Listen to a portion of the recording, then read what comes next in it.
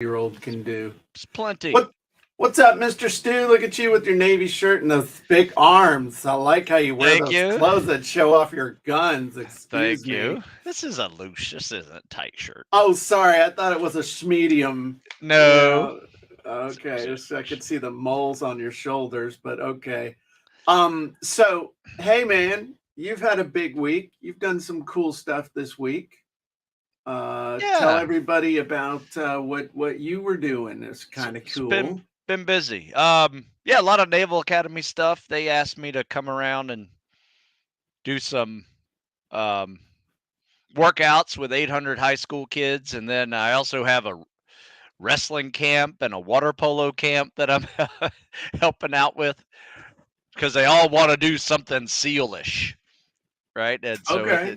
it's fun. It's a fun group because it's everywhere from kids that are about to be seniors in high school, and then some of these camps are like eighth and ninth graders. So it's Tell me about what this picture is that we're looking at here. What is this? that's 800 high school kids doing push-ups with me and calling out every rep and very loud. And our goal is to wake up Annapolis at 6 a.m. when we count out these reps. So it's pretty motivating. People are counting out loud all together in unison. It's a lot of fun. So Cool. Well, that's exciting. Yeah, I yeah, do that. I do that around here when I do my Stu Smith workout, and occasionally the cops come or the neighbor comes over and is like, "Hey, Terry, can you get Jim to calm down?" So. yeah. The sound system was out, so I had to yell Oh one day. wow. Almost lost. It was kind of good we didn't do last week because I lost my voice a little bit on Wednesday. This week I was a little smarter and I had a bullhorn, so I did not lose my voice this week. Did you have a big bullhorn or did you have that little tiny bullhorn No, with I had the? a big one. I had a big Okay. one that has an alarm on it and everything. Oh, it was good. Siren. Nice. Woo! No, it was fun. Nice. Fun stuff. Fun stuff. You Cool. know, Well, that's and cool. working out, writing about it, posting videos, keeping up with the social media. In fact, that's what we're going to talk today about. The social medias. Yeah. Okay. Right. And yeah, I know that. I mean, I'm letting you handle the segue, Stu. I'm letting you. You're dry. Yes, Stu. Bring it in for Orlando now, man. Yeah. In fact, that's what we're going to talk about. So the big question is, Uh huh. how many social media platforms do you need? Okay. Right? That's the big question because I think there's some usefulness and necessity Uh huh. in certain platforms, whether Uh they're huh. social media or they're like StreamYard that allows you to go live on several social media platforms. Mm-hmm. Some are useful, some are necessity, Mm-hmm. and I think sometimes we can fall prey to spending too much time on one of them and not enough on the other, or just wasting time altogether, Mm-hmm. scrolling through dumb stuff that's typically on them. And so I figured Like, we can tick, discuss, so some useful like tips. Yeah. TikTok on the can. Oh my Kind of like gosh. your legs falling asleep. Yeah. Just one more. Just one more. Just one more. It's interesting because I have some thoughts on this. I don't know how many thoughts you want, but I'll share some. Let's share Um, some. and so let's kind of define what social media is. Okay, as far as we got Facebook, we got LinkedIn, we got Twitter, we got TikTok, we got Pinterest, we got Instagram. Did I miss any of the big players? I mean, I don't have any more than that. Okay. And I don't even use Pinterest. So Okay. there are some I don't use. So here's the thing. On Facebook, also, you're going to have groups, which are kind of, not kind of, they're closed communities. I think they're important. Yeah. Oh yeah, you got pages, and then you got your profile. So, and then on LinkedIn, you just kind of have LinkedIn. I know there's, but it's almost like LinkedIn's almost like a blog. And to me, okay, here's because I know that you'll have some purists. Oh my God, Jim, you have desecrated the Holy Land by just saying that about LinkedIn. Twitter, I still don't get Twitter. I don't know. I mean, I think I've got thousands of followers on Twitter, and I really just don't understand Twitter. But we'll talk about what Twitter does here for a second. Yeah. TikTok is TikTok. You can do what, up to 3 minutes now, or I don't know what the 3 but minutes. ideally to for their algorithm right now, they're saying 15 to 30 seconds is the ideal length to try and have the algorithm pass something around. Huh. Pinterest is about boards. You can do some video, but Pinterest is basically pictures, and Instagram is pictures and then communication for kids. I guess you might have, one on here that I don't do in any way, shape, or form. Snapchat, don't know anything about it. Oh, yeah. Apparently, been in the news. You apparently can buy drugs off Snapchat, or traffic in illegal immigrants. Apparently that's what you can do. So, as far as Facebook, at least for me, so now we got them defined. What exactly do we want to talk about? What you use each one for? What do you need it for? Why would you need it? I would say, I guess there's two categories. Which ones do we need? Okay. Like for business. Okay. And which ones, how did I put it? Which ones are useful?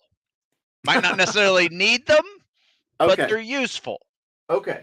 So I'll talk about me, and then we can talk about you. Okay. So if we're going to say need, definitely, at least for me, need a group, need pages, need profile. LinkedIn, meh. Twitter, now here's the thing. Okay, this is the reason I say meh is because the very first question you should ask about the social media is, where are my peeps? No, seriously. Where are my peeps? Yep. Where's my audience? Where are my peeps at? And so, and what is my purpose in using them? So Facebook, for me, this is a communication medium. This is a connection and communication, connecting with people I don't know, and then communicating with them and bringing them into my tribe. LinkedIn is, again, some of my people are there. So we throw the stuff up that we do. And it's kind of like how I've tried to deseed my yard for the last 2 years, with varying levels of success. I throw the grass seed out there and hope it gets rained on, and hope that some of it takes. And that's why it's all splotchy and crappy looking. And where I threw it on fertile soil, it worked. And where I keep throwing it on sand, hoping that it will attract crabgrass, it's working to varying degrees. In other words, I don't give a crap. So we throw the crap out there and see if it sticks. That's how I treat LinkedIn. LinkedIn is the redheaded stepchild that no one wants, for me. Okay. Twitter, in a lot of ways, is like ego. Meaning, and I'll tell you why I say that. I had a conversation with a friend of mine, lady that I've become buddies with over the last year. Her name's Elizabeth McCormick. She's a national speaker, does a lot of speaking all over. She was one of the first female Black Hawk helicopter pilots. And she's just a really cool lady. And she said, I've got like 30,000 followers on Twitter. I don't understand Twitter, but the fact that I have that many followers on Twitter makes speaker bureaus pay attention to me. I thought that was really interesting. And so that was kind of cool. So Twitter, ego, or if you like to argue with people and you know how to use Twitter, then Twitter, man, that's your spot. All right. You want to argue with some people, post a Trump meme, and that'll, hell, just get some popcorn and you're good. You'll have people to talk to for days. TikTok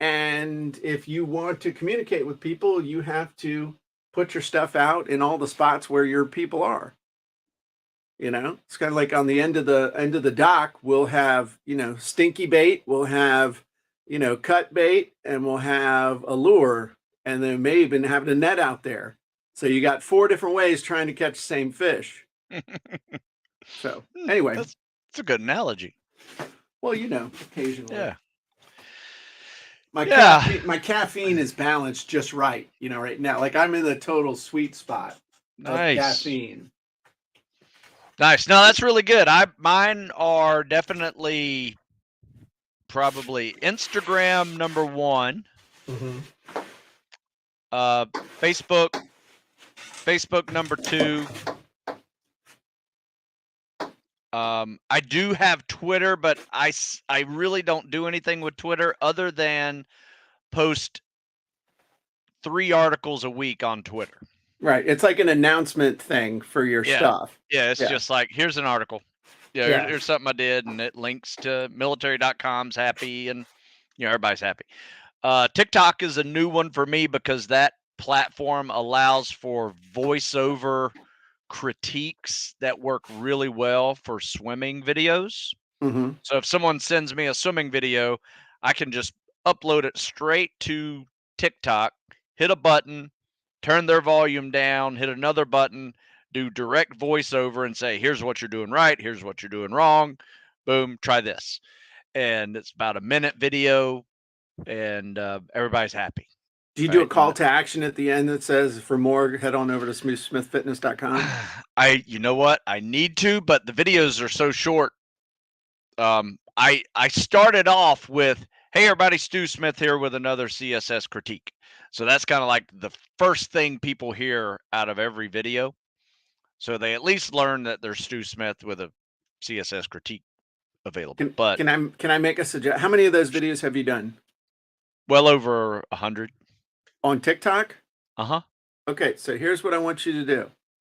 Because the problem is that nobody knows for sure if they haven't seen this video before or not.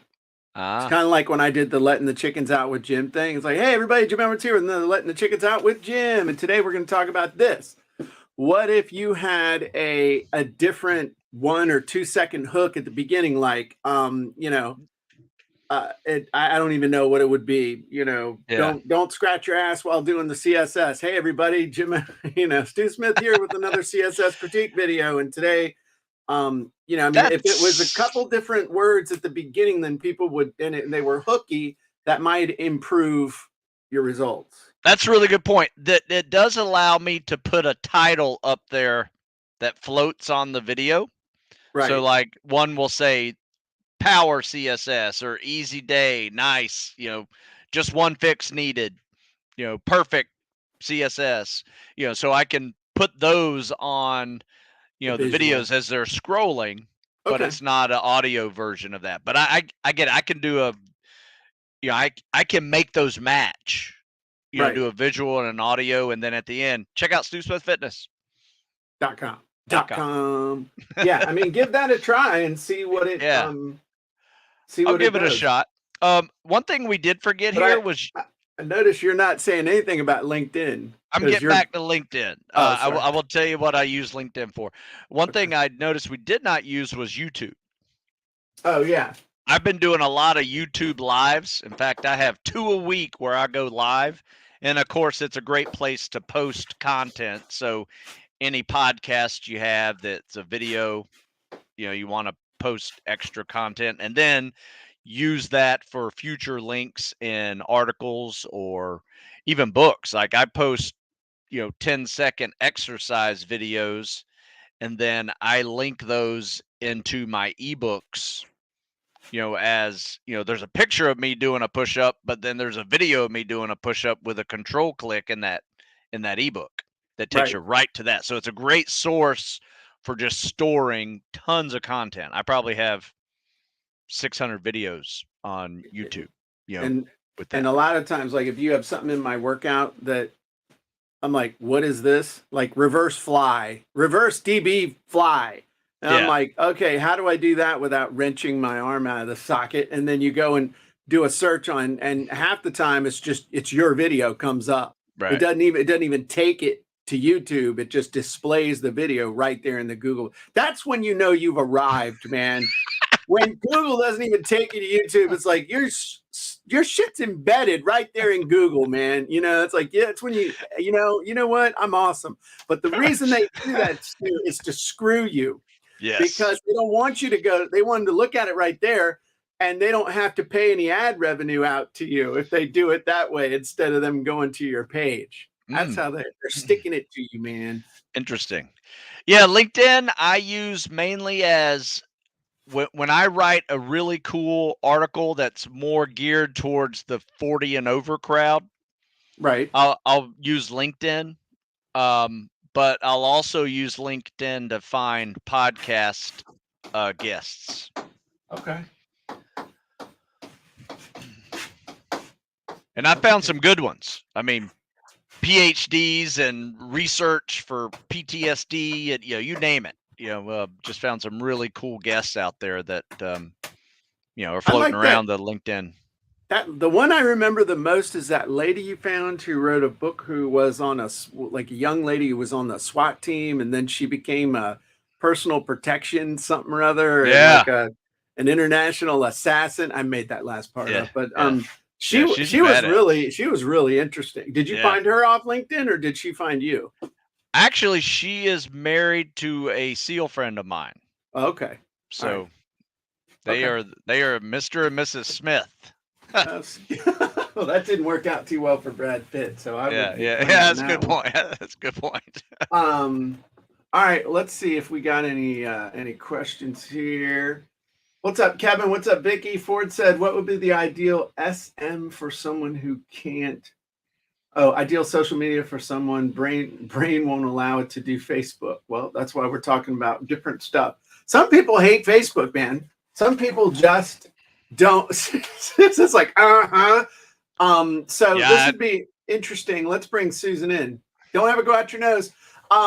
So it's interesting. We've had to make some changes in our business because some people don't want to use social media, and it's a larger percentage than you might think.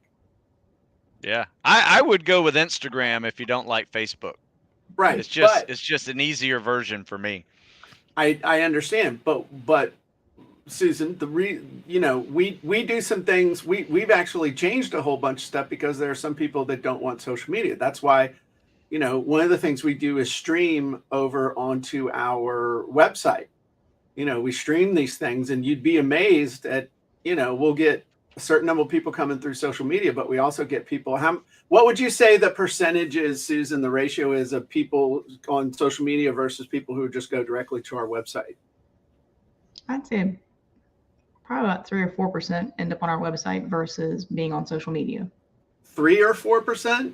Yeah, I mean, we don't have a whole lot, but we do have those that are like, I'm glad you have this, because I really do not have a social media account, and I will never have a social media account. Yeah, I thought it was higher than that. I thought it was around 10 to 15. Okay, depends on the event. Yeah. Okay, yeah.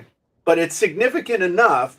And if someone is going to go to your website as opposed to would you want to leave 10% of your customers behind? Is I guess the question. Would you really want to do that? And especially someone who's motivated enough to say, hey, I really want to do this. And I want you to think about this too. How many other people are making allowances for the people who don't want to go on social media? So that's how you can really be kind of a category of one for these people, because if everybody else is ignoring them and you're the only one that's accommodating, who are they going to buy for? Who are they even paying attention to? Good point.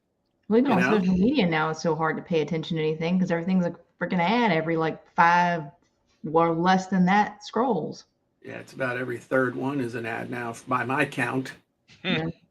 And their algorithms all messed up because I'm as hard as they might try, and as much as society and all this other stuff is changing and morphing, I will never be interested in feminine hygiene products. I'm just saying, just not a good target for old Jimbo here yet. I'm seeing ads for him. So there you go.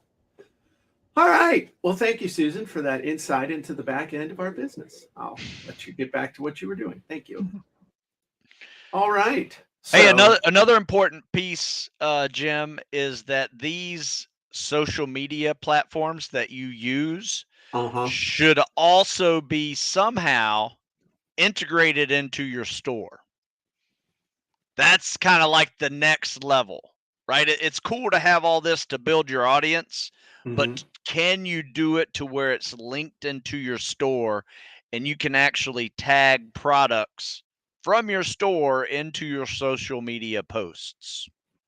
Yeah, we don't do that. That's where it goes to next level. And I use a Shopify.com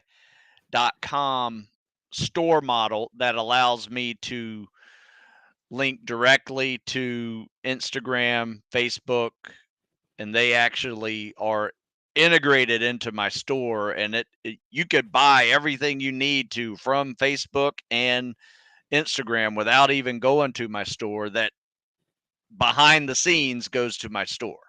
What percentage of sales are coming through that, would you say? Well, Stu, so let me pull that right up for you there, Jimbo. Well, that's the cool thing about the Shopify store is it does allow for such, Meaningful metrics to be shared yeah. meaningfully. Let's see.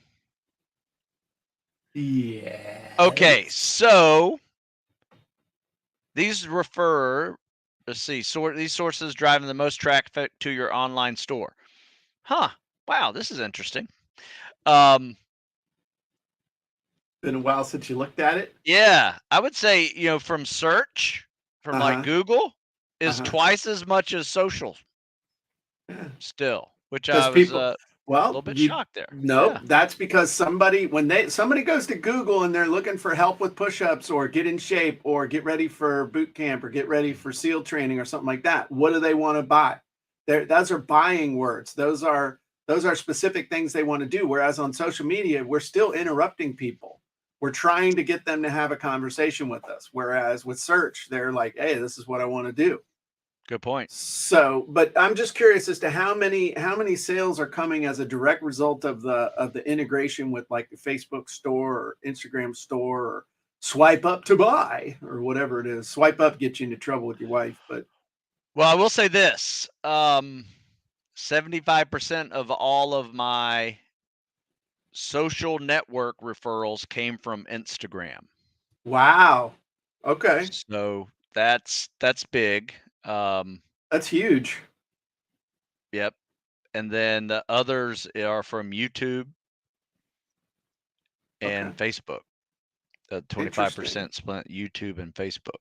Wow. How many times a day are you on Instagram? Um, at least daily, sometimes twice. Okay. Sometimes, I mean, I'm on it. I'll post a live or a story. I'll post a post, usually 2 posts.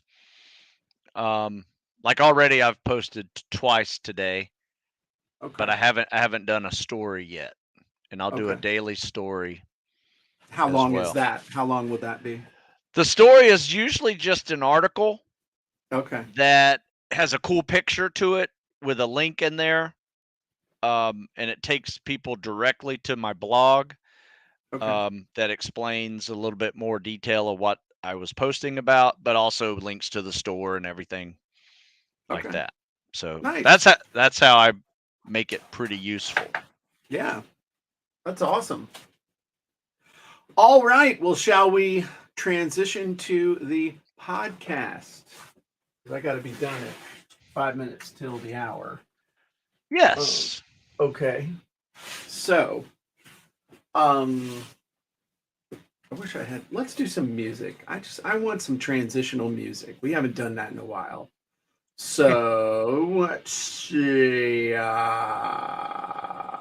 Here you go. Jump around, jump around, jump around, jump up and get down. Okay, I felt better. All right. All right, everybody. 3, 2, 1. Hey, everybody, and welcome back to the Sales Copywriting and Content Marketing Hacks podcast. I'm your host, Jim Edwards, along with my trusty co-host, Mr. Stu Smith. Welcome, Stu. Thank you, Jim. We are in episode 164.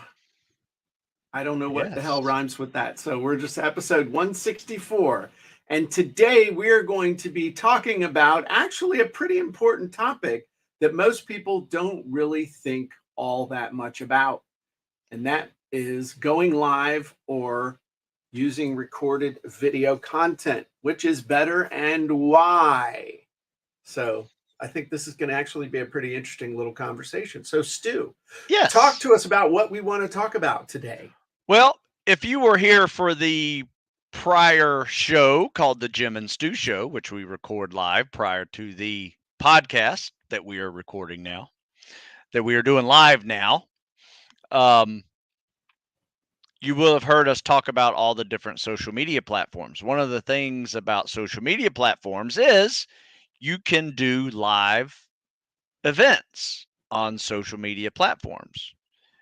And with other platforms like StreamYard right now, how many live platforms are you hitting right now, Jim, using StreamYard? We are live in 1, 2, 3. We're live on my profile, on my page, in my group, in another group, on LinkedIn, YouTube, Twitter, and also on my website. So that's 1, 2, 3, 4, 5, 6, 7, 8 different places we're live right now. So that is a lot of birds with one stone. Yeah. You are taken care of right now. So I would say, in your model of business, my model of business, StreamYard is very important to be able to get these live videos out to your social media platforms and save a lot of time. Doing all these individually you would only be able to do one of them, and then you'd have to share recorded ones with all the others. Right. That's a big waste of time too. So why do you think it is so important to go live? Well, I think the number one reason, okay. So there's a few reasons to go live. Shall I go to the board, Stu? Sure. I can't even think anymore without this damn thing fired up. So number one, there's a deadline. Okay, so if you say, okay, Tuesday, we're going live at 10 o'clock. And then you tell people, especially if you send out an email to your list and say, okay, we're going live Tuesday at 10 o'clock. And this is what we're going to be talking about. And so if you want to get this result, and this result, show up. So then people say, yeah, I want to get that result. I want to show up. So they show up. Guess what happens? You better show up too. Yeah. It's kind of funny how that works. That's true. And that's called the old social pressure. I can't spell pressure, but this is episode 164. That means 164 times we have gotten together and done a podcast. Oh, watch this. I figured this out, Stu. I got this program too. I figured this out earlier this week. Dig this, man. Ready? Come on in, kids. Let me give you a close-up of what we're doing here. All right. So this is how I can make the stuff really. That's cool, right? Look, Mom. No hands, Mom. Got the floor tap. That's right. That's right. That's like whenever you used to hit the bright lights in your car, with the floor. Yep. Left foot. Hit the high beams. Beams up there. Yeah, that was awesome. I like it. And then when you really feel, okay, fine, don't turn your high beams down. Stamp on that thing to give them a screw you, buddy. That one. Yeah, I remember that. Yeah. So what the hell was I even saying? So the first one is just showing up. Okay, you got to show up, and so we never would have created 164 episodes without a time, and even with the time, it would have been like, dude, I gotta go swimming, or I gotta, something else came up, or it's one of those things that unless there's a deadline, unless there's some social pressure and a commitment to other people, it's not going to get done. That's probably the biggest reason. Yeah, it forces discipline. Right. Hey, that's good. Discipline. All right. Kind of like if you want to work out and you've got people that you respect, that are expecting you to be there, and you're going to show up more likely than it's a lot harder. It requires a lot more discipline to work out by yourself. Oh, yeah, absolutely. Just saying. I agree 100%. So the second reason why you want to go live is feedback and / interaction. So that allows you to actually interact with people. So like I see that we got Vicky's here, Kevin's here, Ford's here. I got other people here who haven't said anything, but we got a bunch of people that are here live. So we can ask questions like, hey, got any questions? And then we can wait and see if anybody has any questions. We can ask people what they think. We can just get feedback and have interaction, which is part of the draw for people to actually show up. Because if they know they can show up and ask you a question live, then that's a pretty significant thing depending on the topic. That's a good draw.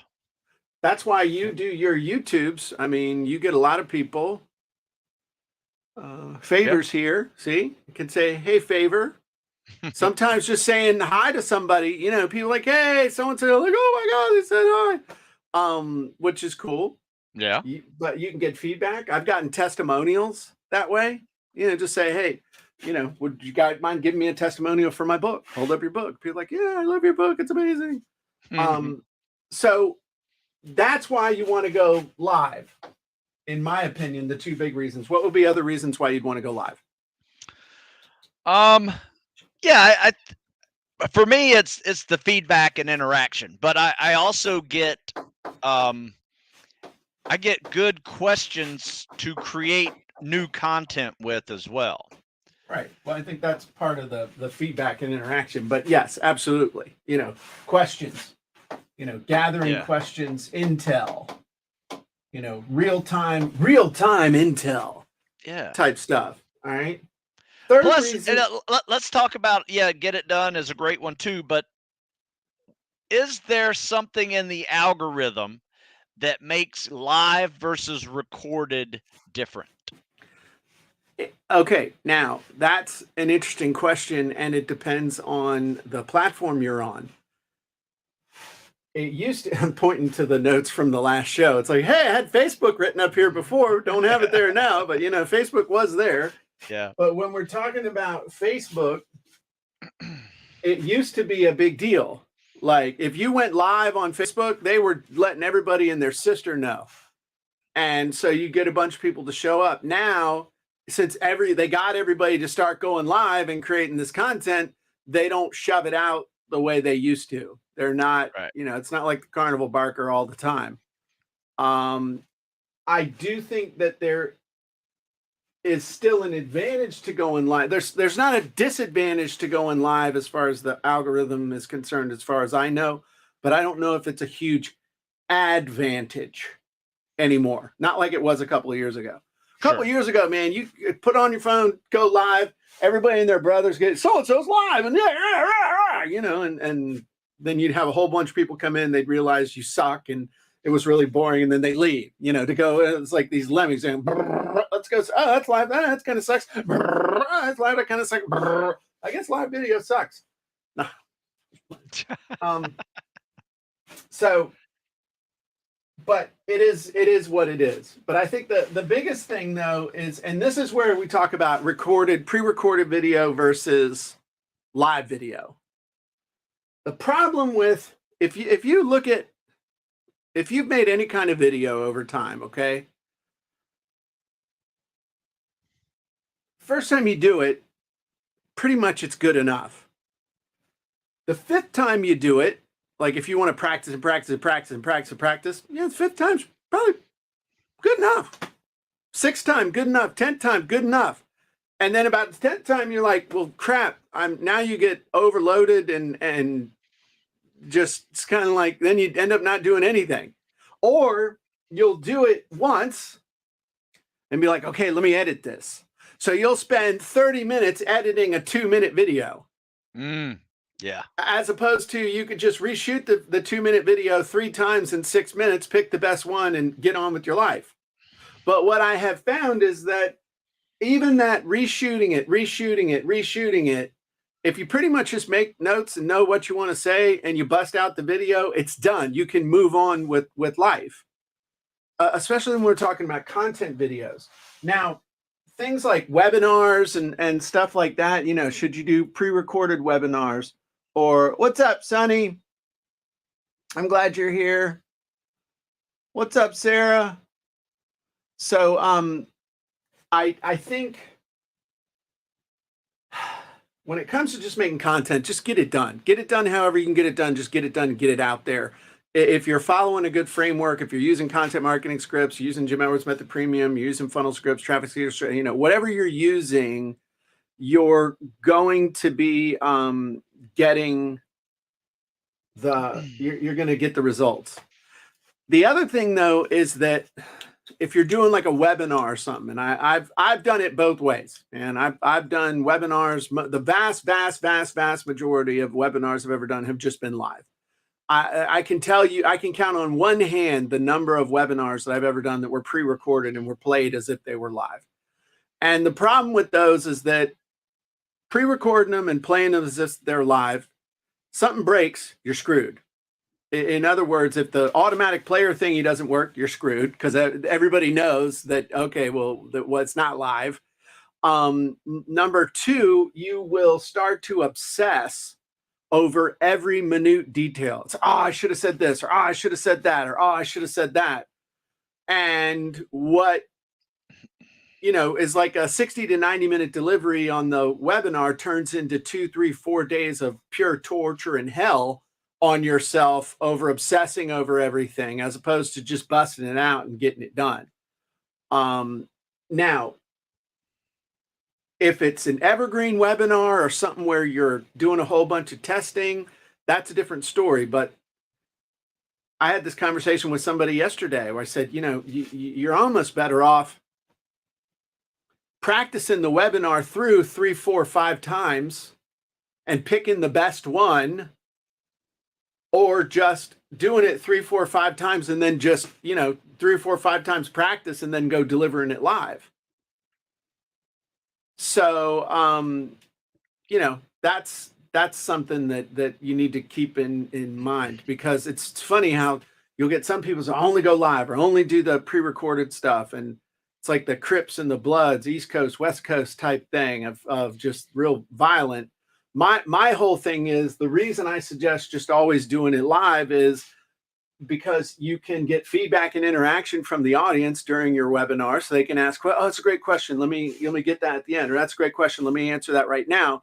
And that person whose question you answer might be the one that buys. And if you're answering 10 questions, that might be the 10 people that buy. Makes a difference between having a 10% conversion rate and a 15 or 20% conversion rate. Or the one person that asked, that was everybody's question. If they hadn't asked, you never would have thought about it. So, you know, in the end, with webinars and stuff, I would suggest really doing them live. Just because when it's done, it's done. That's the thing. The more complicated, the more complicated you make it, the more it's just a pain in the ass. Well, I'll tell you this, you know, the title of this podcast is Going Live or Recorded Video Content, What is Better? And I'm going to say this, you know, you can read that a couple of different ways. What is better for reaching more people, or what is better for you? Right. Right. And for me, you know, every time I do recorded videos, I always wind up doing it 3 or 4 times. I have to add edits. It's, you know, I'm not happy with it. But if I go live, like right now, you know, just boom, go right through it. Yeah. And I don't know why that is, but it just is. I think I'll tell you why. I'm reading this book now. Oh, by the way, this is my entire webinar that I'm doing in a few minutes. I've got a whole new philosophy. Nice. But I got this book. I heard about it on this thing called a Shortcast. Come on. See, my little thing's not. What are we doing here? Not going full screen. There you go. Yeah, you just stomp harder. So this book called The Inner Game of Tennis. The guy talks about, and it's not about tennis, but tennis is a metaphor. And though he was a tennis teacher back in the 70s. But there's two parts to us. One is, it calls it the I, and then the other part is myself. So I is the person that's always lecturing, like, hey, we need to do this. We need to do this. You're doing that right. You're doing that wrong. It's the judge, the thing that's always judging everything. And then the myself part is the thing that does stuff. It's your subconscious. It's the thing that does things. And the more that you can suspend judgment, the more that you can get rid of that criticism and other stuff, and just trust that you are going to do the right things, say the right things, and that you got this. It's like if somebody looks at you and like no matter what anybody would ever want to do or ask you or want you to teach, or any group that would want you to get in front of them to explain Navy SEAL-y stuff, like what you said, the only words I would say would be, I'd say 3 words to you every single time. You got this. You got this. You got this. There's nothing they could do, nothing they could say that you couldn't handle. Nothing. There's nothing.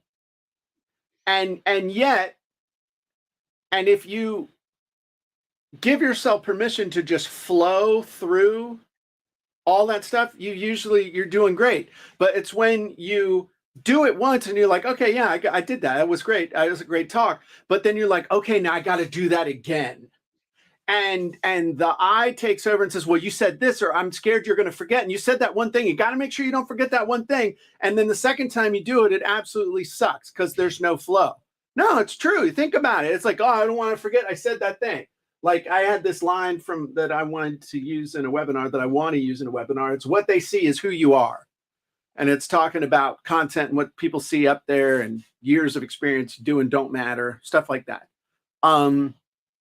So scared that I'm not going to say that at exactly the right spot. Yet my subconscious, myself, said that at exactly the right spot, exactly at the right time. So that's why prepping up, having a list of notes, knowing what you want to say, and then trusting yourself to say it to the best of your ability and give people what they need when they need it. That's all you need. And the more you overanalyze it and the more you get yourself, you never get into the flow. So that's why usually that first video, like if I tried to recreate this exact conversation, I couldn't do it. Yeah. Oh yeah, absolutely. You know? Yep. That doesn't mean I couldn't have a similar conversation. I couldn't talk about similar stuff. But what I would need to do, and the other key thing, I'm teaching this guy's book, right? The other key thing is that the I, the judge, thinks in words, but the myself, the thing that does, the well of the subconscious, thinks only in pictures. Only in pictures, only in images and feelings. That's it. So that's where you run into issues and stuff. It's a really great book, and it's short too. It's like 134 pages. So I mean, I'll be done with it. I'm halfway through. Yeah, teaching half-ass with this thing because I only read half the book, but I'm already an expert on the front. So anyway, great book. Point is, that's why, because it's like you trust yourself for it to come out the right way when you do it live. As long as you know the topic and you have some level of preparation, and then trust that you're going to say the right things. Yeah, some reason I'm a little more relaxed going in live than I am when I have to get it recorded. Yeah. Or I have a little bit more adrenaline that allows me to be on my A game when I'm going live. I'm not quite sure what it is, but it could be a combination of both.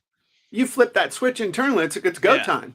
When the thing says live, it's go time. Time to go. Time to get started. Time to make it happen. There's no more screwing around. No more thinking. I'm just gonna get in there and make it happen. It's like with a workout, man. What's the shittiest push-up? First one. What's the crappiest mile? First mile. Once you get in and you get going and you get your rhythm, then everything's working. Nice. Everything's going. It's the same thing with this stuff. It's like, how do you get started? Start. I like that. And if it sucks that bad, then act like something happened, accidentally hit the button to stop the recording, and send out an email that apologizes for the technical problems. So Yeah. so there you go. So Vicky asked, how does, and I guess this is from earlier, but we'll cover this. How does Medium fit in with social media? Medium is like a blog that anybody can put stuff on. I know that they have comments and other stuff like that. So it's kind of like social media and a blog had a baby. I mean, we post my stuff on Medium all the time, but I don't consider it social media. I just consider it a place to distribute content.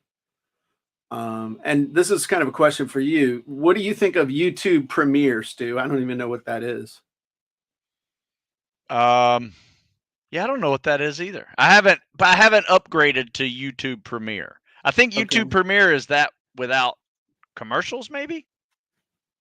Like if you're on a Premiere, you can get all the YouTube stuff without commercials, or hell, you know what? I don't know. I'm gonna have to answer that Yeah. in another show. So Bo asked, so for beginners, is pre-recorded webinar or are pre-recorded webinars better? I would say no, because you might record the thing once and then spend all your time trying to edit it, as opposed to practicing it a few times and then going live and delivering. And there's just you just do things differently when you know there are people listening. You feel different when you know other people are when it's go time and there are other people that are listening. And Favor said something interesting. The idea that I get to edit can make for poor preparation. Yes. That's interesting. I never thought about that before, but Good point. that's actually a really good point. It might make you lazy, and I've seen that as well. Hey, about YouTube Premiere, did they change it to YouTube Creators? Is that the same thing? Because I think the YouTube Creators is like you basically have your own YouTube page that is all centered around your branding. I don't know. Susan just looked it up. yeah. This is what she put in here.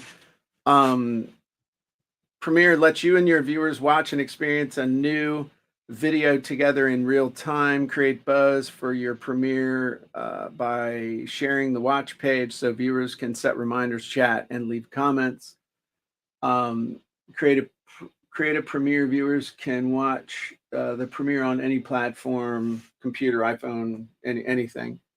So it just sounds like another way to share stuff, like at one time where people, it almost sounds like creating watch parties for your stuff. I don't know if that's what it is, but that's kind of what it sounds like. So yeah, unfortunately, all of these things, when you keep up with 7 or 8 social media platforms, there's always going to be an advancement that you're a month or 2 behind.